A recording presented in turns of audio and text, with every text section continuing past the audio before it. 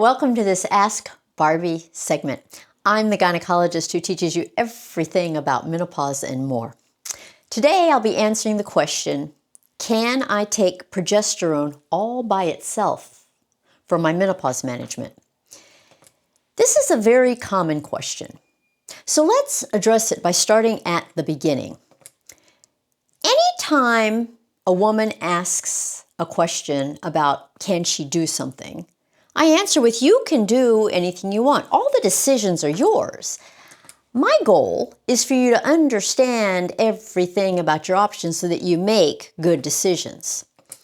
So let's talk about progesterone and empower you to decide if you want to take progesterone all by itself to manage your menopause. There are 3 sex hormones. All 3 sex hormones exist for the sole purpose of reproduction. Males possess the necessary sex hormones for the male role in reproduction. Females possess the necessary sex hormones for the female role in reproduction. This means that male hormones serve the purpose of providing sperm to fertilize an egg. But female sex hormones serve the purpose of ensuring ovulation of an egg and implantation of that egg into your uterus to constitute a pregnancy.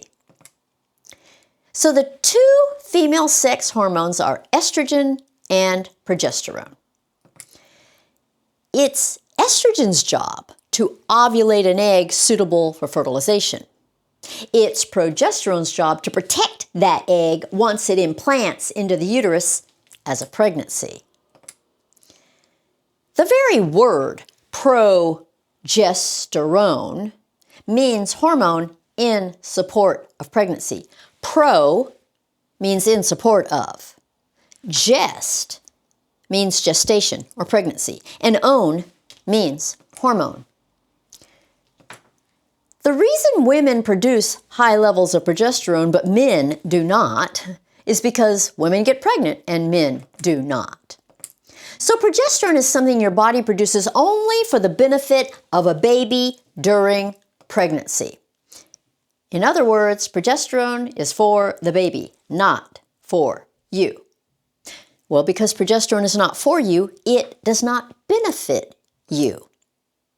Progesterone is responsible for ensuring that the pregnancy is protected. It cares only about the pregnancy, and everything it does is on behalf of the pregnancy.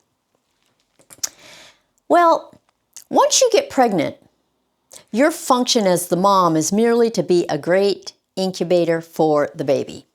So progesterone makes you just that, a great incubator. Your 2 reproductive sex hormones are partners. They function as a couple. They will never perform one another's role, and they do all of this for the benefit of reproduction. So I'll address each female sex hormone in turn. So this is a menstrual cycle, and your menstrual cycles are divided into 2 halves. In the first half of your menstrual cycle, your estrogen rises. That's this pink row of Play-Doh. Estrogen does 2 things for purposes of reproduction. First, it matures and ovulates an egg for potential fertilization. And second, it thickens the lining inside your uterus for implantation of that fertilized egg. In the second half of your menstrual cycle, progesterone rises, and that's the multicolored Play-Doh row. Well, because progesterone is the hormone in support of pregnancy, its only role is to protect a pregnancy should that egg become fertilized. So progesterone serves to keep the lining in your uterus thick so that there's a cushion in your uterus for the fertilized egg. So progesterone sticks around only as long as there is a potential for pregnancy. But if you don't get pregnant, your progesterone has nothing to do. So what does it do? It plummets. And when it plummets, it takes that thick lining with it,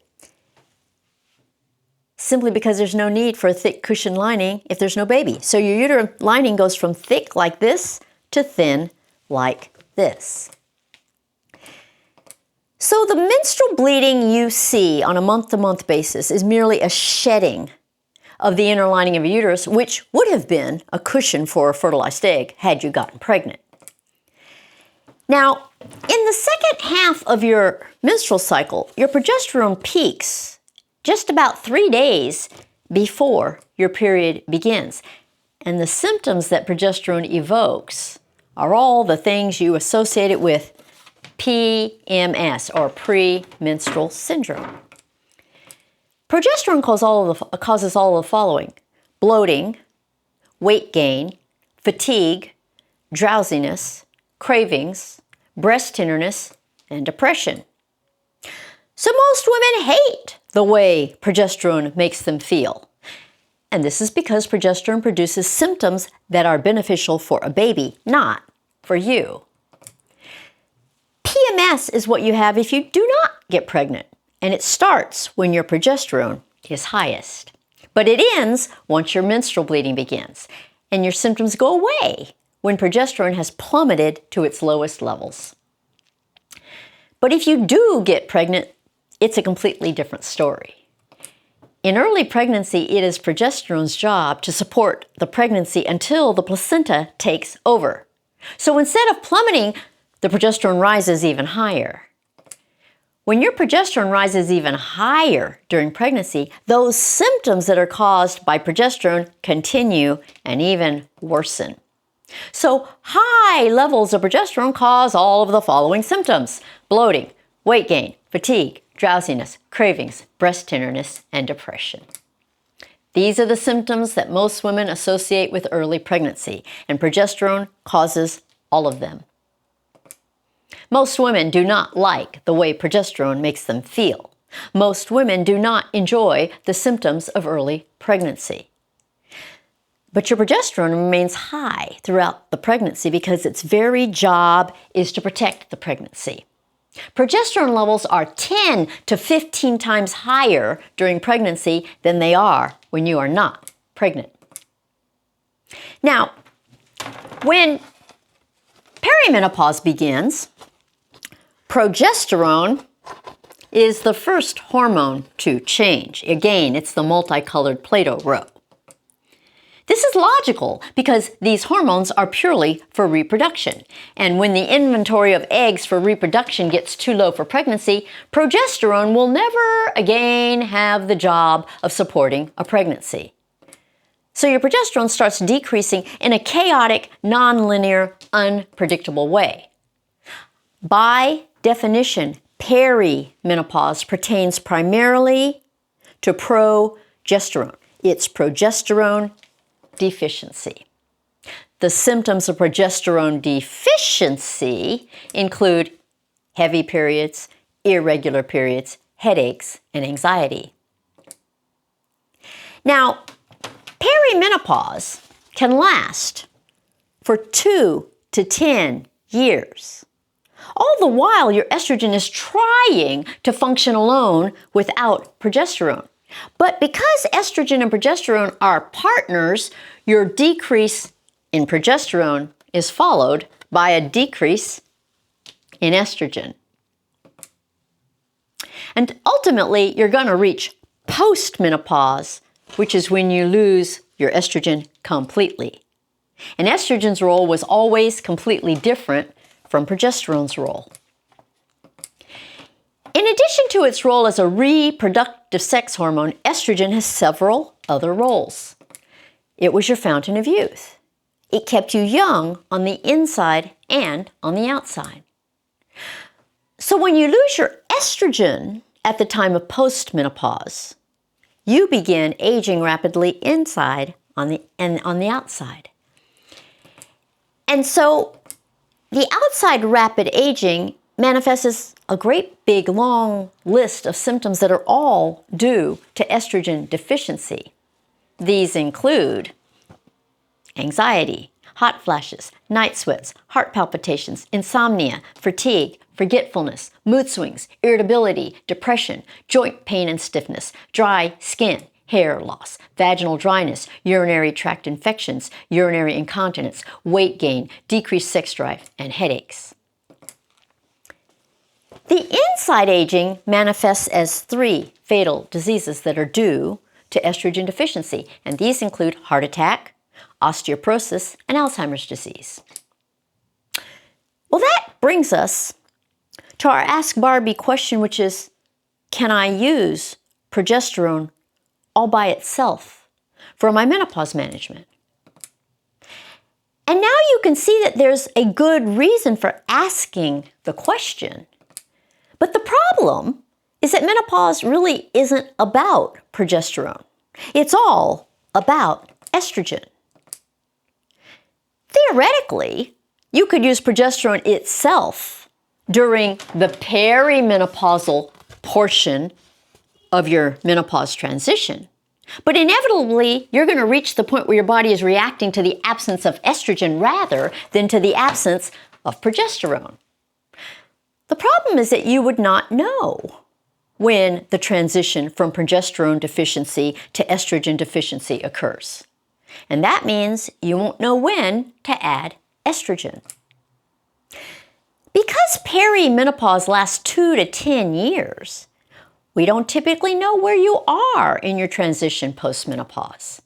What we do know is that we have undesirable symptoms. And those symptoms are not due to progesterone deficiency. They're due to estrogen deficiency. If you're taking progesterone all by itself for your menopause management, you'll likely have the undesirable symptoms of progesterone excess like PMS and early pregnancy, in addition to all the undesirable symptoms of estrogen deficiency. Most women comment that they love the way estrogen makes them feel, but they hate the way progesterone makes them feel. Now, of course, there are exceptions to this sentiment. Most women do not like the way they feel during pregnancy, but there are some who love the way they feel during pregnancy. So there will always be individual differences with regard to responses to any hormone. My goal is for you to understand the roles that each hormone plays so that you can choose management options that make sense for what's going on at any given time. Menopause entails symptoms of estrogen deficiency and diseases of estrogen deficiency. Notice that both of these have to do with estrogen, not progesterone. This is because progesterone's only job is to support a baby during pregnancy. So, using progesterone all by itself may relieve some of your symptoms during perimenopause when your progesterone is the only hormone that's low. But it cannot alleviate symptoms of estrogen deficiency, and it cannot prevent any of the diseases of estrogen deficiency. Now, another important consideration has to do with the kind of progesterone you choose. There are actually 2 different categories to consider here, and there are different words for describing what falls into each of these categories. The word progestogen is the word we use for all molecules that do the job of progesterone.